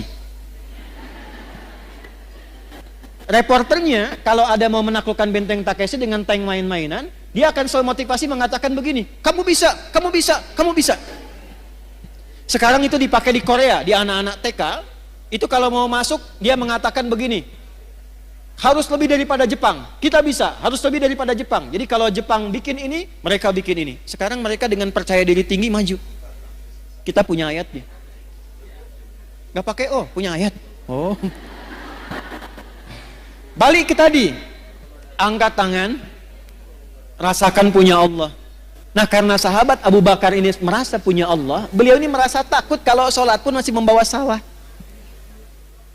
Makanya ketika siang, kenapa siang baca Allahumma ba'id? Saya tanya pada ibu, dibandingkan dengan malam dan siang, mana di antara dua waktu itu yang banyak kita beraktivitas, siang atau malam? Hukum mengatakan semakin banyak beraktivitas, semakin besar potensi salahnya. Lisan yang banyak bicara akan banyak berpotensi salah dibandingkan yang banyak diam. Mata yang banyak melihat akan mungkin banyak salah lihat dibandingkan dengan orang yang terpejam. Demikian seterusnya. Maka kenapa dalam siang itu sering dibaca Allahumma ba'id? Karena ibu perhatikan maknanya. Begitu takbir, tangan ditutup begini. Ini ada riwayatnya Bu. Ada riwayatnya. Kalau saya ulas terlalu panjang, saya langsung ke iftitah saja. Allahumma ba'id baini wa baina khataaya. Ya kecil yang pendek itu penting sekali. Ya kecil yang pendek itu pengakuan. Khataaya jamak dari kata khati'ah, banyak salahnya. Ya-nya pengakuan. Terjemahnya begini. Ya Allah, aku merendahkan diriku di hadapanmu dalam sholat ini. Dan aku mengakui dalam sholat ini pun aku banyak membawa kesalahan dalam hidupku. Tapi aku pun meyakini bahwa engkau memiliki rahmat yang tidak terbatas. Ba'id baini wa baina khataayaya kama ba'adta bainal masyriqi wal maghrib. Maka aku mohon dengan limpahan rahmatmu, jauhkan aku sejauh-jauhnya dengan kesalahan-kesalahan yang telah aku perbuat ya Allah, sebentang engkau jauhkan antara timur dengan barat yang tidak pernah bertemu. Maksudnya, aku tidak mau melihat kesalahanku lagi saat dihisab di hari kiamat nanti. Allahumma naqqini minal khataaya kama yunaqqa thawbul abyadu minad danas. Ya Allah, kalau kesalahanku ini seperti noda dalam baju, maka dengan rahmatmu, jadikan aku bersih kembali dalam menunaikan sholat ini, seperti noda dibersihkan dari pakaian. Allahumma ghsilni bil ma'i wa thalji wal barad. Ya Allah, sekotor apapun dosa yang aku bawa dari ujung kepala sampai ujung kaki, mohon hilangkan dengan sholat ini, seperti pakaian yang dicuci dengan air yang sangat jernih dan dingin. Jadi ketika takbir, baca Allahumma ba'id, itu sambil dobat, sambil tobat, sambil ingat dosamu. Jadi begitu takbir Allahumma ba'id baini wa baina khataayaya, ibu bayangkan saat sholat itu membawa salah apa sebelum sholat? Salah ucap kepada anak, salah sikap kepada suami, salah pikiran, salah tutur kepada kedua orang tua, bahkan sudah meninggal masih salah sangka. Gak nyangka ya ibu saya dulu begitu, nyangka. Orang yang bilang nggak nyangka sedang nyangka. Maka ketika bertakbir mengucapkan tadi sambil tobat dia. Ini ada sejarahnya Bu, asalnya begini sholat itu, irsal. Makanya di mazhab Maliki masih begini. Kenapa kemudian setelah itu dituntun begini sedekat? Karena ada orang datang ke Nabi sebelum waktu sholat, ngaku punya kesalahan. Ya Rasul, saya berbuat salah begini tadi. Saya nggak ingin dihukum di akhirat, pengen diselesaikan di dunia, hukum saya. Tibalah waktu sholat, kata Nabi, kita sholat dulu, nanti habis sholat kita selesaikan. Aukamakal. Begitu sholat, turunlah Quran surah 11, Hud ayat 114. Aqimis sholata tarafain nahar wa zulafan minal lail innal hasanati yudhibnas sayyiat. Maka selesai salam, Nabi meninggalkan tempat sholat, dikejar oleh orang ini. Ya Rasul, tadi saya minta dihukum dulu, saya punya salah. Saya nggak mau dihukum di akhirat. Kata Nabi, aukamakala, Allah sudah menurunkan satu ayat yang menghapuskan kesalahanmu tadi. Aqimis sholata, tunaikan sholat dengan benar. Tarafain nahar wa zulafam minal lail. Naharnya didahulukan di kedua sudut siang dan bagian waktu malam. Innal hasanati yudhibnas sayyiat. Kalau engkau kerjakan sholat dengan baik, maka sholat itu akan membimbing engkau menghilangkan keburukan-keburukanmu. Yang sering banyak kesalahan terjadi bukan karena faktor luar, tapi karena tak mampu mengendalikan nafsu yang ada dalam diri ini. Ini, di sini tempatnya. Ada orang lewat gak nyapa ibu, terus ibu simpulkan, sombong ya dia, iya ya. Padahal dulu saya yang bantu dia loh, katanya. Mungkin dia sedang buru-buru Bu, mungkin sedang ingin ke dokter, mungkin sedang sakit gigi. Cuman karena salah kesimpulan di sini, akhirnya yang terjadi salah persepsi, salah sangka, terjadilah kemudian hal yang tidak diinginkan. Maka apa yang terjadi? Ini yang salah. Biasanya yang kurang-kurang baik digambarkan dengan yang kiri. Ini bukan ngarang-ngarang ya. Ini ada ilmunya, ada kitabnya. Nadharat fi ma'ani shalah, asrarus shalah. Di antara kitab-kitab yang menuliskan tentang makna dalam gerakan dan bacaan salat. Kenapa kiri didahulukan begini? Ingin menunjukkan pesan begini. Yang pertama, sumber keburukan manusia itu ada di sini. Kalau salah menjaga, seringkali berbuat salah digambarkan dengan yang kiri. Kalau engkau pernah berbuat salah, tutupi dengan kebaikan tangan kananmu dan jaga kehadiran hatimu ini supaya engkau jadi orang baik untuk selamanya. Makanya ketika ibu bertakbir dalam sholat, Allahu Akbar, tangan ini komitmen bahwa ibu akan berubah jadi orang baik. Karena merasa punya Allah. Itulah kalau malam kenapa yang dibaca wajah tuh, ya, bahkan ditambahkan dulu dengan doa pembuka. Allahu Akbar kabira itu Bu, satu di antara 12 doa iftitah. Ditambahkan wajah tuh itu gabungan dua doa. Yang satu menghadirkan Allah dulu supaya merasa punya Allah. Allahu Akbar kabira, alhamdulillahi katsira, wa subhanallahi bukratan wa asila. Tertanamlah rasa punya Allah dalam hati dengan kalimat itu. Baru dibaca wajjahtu wajhiya lilladzi fataras samawati wal ard hanifan muslima wa ma ana minal musyrikin. Inna salati wa nusuki wa mahyaya wa mamati lillahi rabbil la syarika lah wa bidzalika umirtu wa ana awwalul muslimin. Perhatikan kalimatnya. Ya Allah, di keheningan malam ini aku pasrahkan diriku sepenuhnya padamu. Engkaulah Tuhanku. Kalau aku selama ini sholat, selama ini ibadah, aku selama ini hidup, perhatikan, atau engkau wafatkan aku di detik ini ya Allah, hamba pasrah. Lillahi Rabbil Alamin, hanya untukmu saja penguasa segala alam. Tapi bila engkau beri kesempatan aku hidup setelah sholat ini, aku ingin berjanji menjadi pribadi yang lebih baik dan tidak akan pernah musyrik selama hidup. Jadi wajah itu perjanjian kita kepada Allah dengan komitmen mengatakan, ya Allah, aku merasa punya Tuhan, engkaulah Tuhanku, karena aku bertuhan kepadamu, aku berjanji akan jadi orang baik dan menyiapkan bekal sebelum pulang kepadamu. Pernah nggak ada rasa itu sebelum kita sholat? Itu yang saya maksudkan checklist. Pentingnya ngaji itu. Jadi nggak usah bahas yang tinggi-tinggi yang nggak kita butuhkan dalam tanda petik. Ini aja dulu supaya selamat. Anak udah sholat belum? Sekolahnya bagus, bangunannya bagus, modern, bayarannya mahal, trennya bagus, tapi nggak bisa sholat. Coret bu. Untuk apa? Ibu yang ngandung dia, ibu yang melahirkan berjuang dengan kematian, ibu yang memberikan ASI, ibu yang dihisab. Terus ibu tempatkan anak itu di tempat yang tidak mengenal Tuhan, yang memudahkan ibu lahiran, memudahkan anak itu dalam kandungan. Terus ketika ibu meninggal, dia pun gak mampu menyolatkan ibu. Lantas untuk apa selama ini pengorbanan yang ibu lakukan?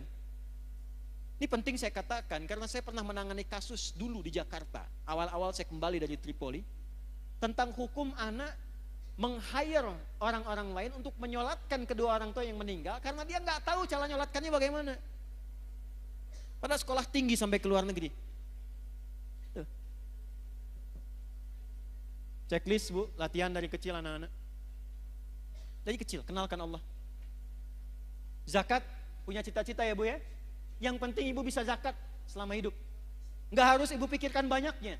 1000 alhamdulillah, 100 alhamdulillah. Niatkan selama hidup bisa zakat. Usaha. Kalau cuman pengen kaya, yang belum punya iman pun sudah banyak bu yang kaya. Itu bukan persaingan. Beda cara berpikirnya, saya ini dagang supaya saya bisa zakat. Karena saya punya Tuhan, namanya Allah. Saya pengen taatin Allah. Saya pengen bisa infak. Ya Allah beri kemampuan saya untuk zakat. Bulan ini 25 juta aja ya Allah. Zakat itu berapa persen? 2,5%. Jadi kalau ibu minta zakat 25 juta, ibu minta rezeki 1 miliar itu. Zakat. Walaupun 100 ribu, walaupun 100 rupiah. Maksud saya begini, ketika nanti dihisab di hari kiamat, dipanggil. Ibu Siti Aisyah, syahadat, checklist. Salat, checklist. Zakat, checklist. Nggak akan dilihat bu. Malaikat itu nggak senang gosip. Nggak ada kata malaikat, Ibu Aisyah cuma 100 ya? Iya, nggak ada. Yang ada itu cuma checklistnya. Zakat, checklist. Nggak akan dilihat berapa banyaknya. Kita pengen saat dipanggil dan disebutkan Iqra kitabak. Kafa binafsikal yauma 'alaika hasiba. Baca kitab hisabmu. Begitu dibaca, saya pernah zakat, alhamdulillah. Puasa aman karena tanpa modal. Ya kan? Aman. Yang belum aman itu masuk nggak ke waktu puasanya. Makanya banyak berdoa. Latihan, sekarang latihan puasa ya. Sehari latihan dulu. Kamis puasa lagi, nanti berhenti dulu. Sya'ban banyakin puasa sunnah. Rajab itu sehari, 2 hari, 3 hari, ya. Nanti Sya'ban tambahin banyak, jangan kebalik. Rajabnya dibanyakin, Sya'ban berhenti. Walaupun tidak salah, tapi kalau konsep Nabi nggak begitu. Kalau Rajab itu misalnya Senin puasa, nanti Kamis puasa lagi. Pekan depannya puasa lagi sehari. Kalau Sya'ban dibanyakin. Senin puasa, Selasa enggak, Rabu puasa, Kamis enggak, gitu kan? Nah, Jumat enggak lagi misal gitu kan, ya. Nanti Ramadan full. Checklist. Haji jangan salah baca. Manis tata'a ilaihi. Perhatikan cara menerjemahkannya. Bagi siapa yang ingin mampu berhaji. Terjemahan pertama, yang mampu haji. Terjemahan kedua, yang berusaha mampu haji. Beda atau enggak? Kita hanya dituntut berusaha mampu haji. Maka dari sekarang nabung. Walaupun sebulan 100 rupiah, enggak apa-apa 100 rupiah. Niatnya dituliskan.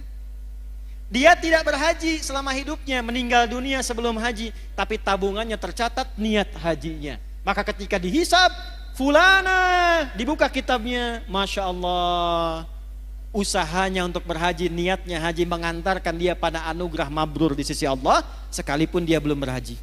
Niatnya jelas? Ini 5 ini bu, checklist ini aja. Cuman mohon maaf, nanti sab muslimah juga saya kasih arahan ya, ibu dari pengajian-pengajian, yang 5 ini dalami, perdalam dengan topik pengajian. Jadi kalau pengajian bikin kurikulum supaya terarah ngajinya.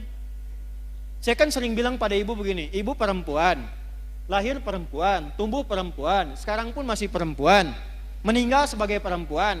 Pernah nggak mengeluarkan ayat-ayat tentang perempuan dalam Al-Quran? Sebagai anak perempuan bagaimana? Sebagai istri perempuan tugasnya apa? Sebagai ibu bagaimana? Kalau jadi nenek seperti apa? Sampai meninggal, pernah nggak dikeluarkan? Sampai persiapan meninggalnya. Itu aja dulu. Nanti yang pokok dalami, sholat yang khusyuk bagaimana? Jaga syahadat bagaimana?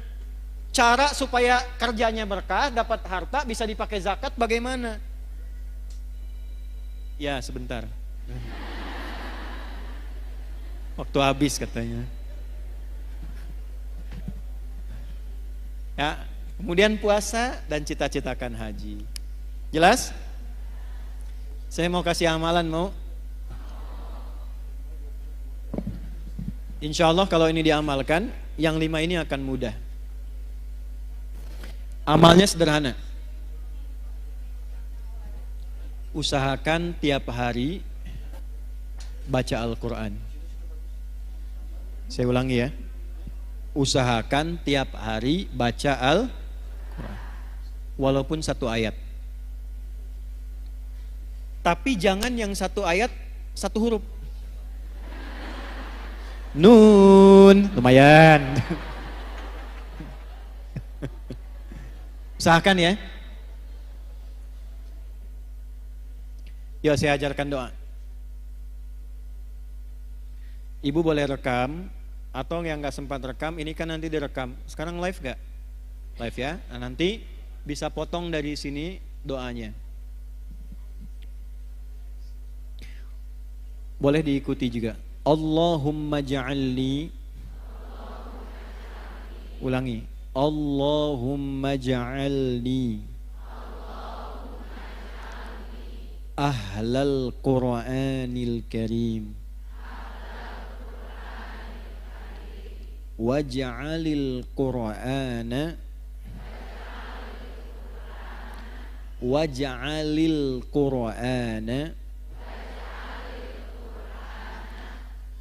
sahiban li fid dunya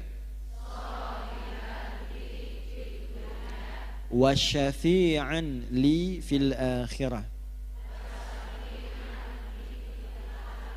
Gitu ya. Nah, baca itu setiap selesai sholat, baca Allahumma ja'alni ahlal Qur'anil Karim waj'al Qur'ana sahiban li fid dunya wa syafi'an li fil akhirah. Insyaallah kalau doa itu dibaca dan kita rajin baca Quran tiap hari, apalagi berusaha menghafal Quran, insyaallah kita akan terjaga. Dan ini yang 5 akan dimudahkan. Yang 5 akan dimudahkan. Demikian kajian yang dapat disampaikan. Semoga bermanfaat bagi kita semua. Mohon maaf bila ada kesalahan. Subhanakallahumma astaghfiruka wa atubu ilaik. Assalamualaikum warahmatullahi wabarakatuh.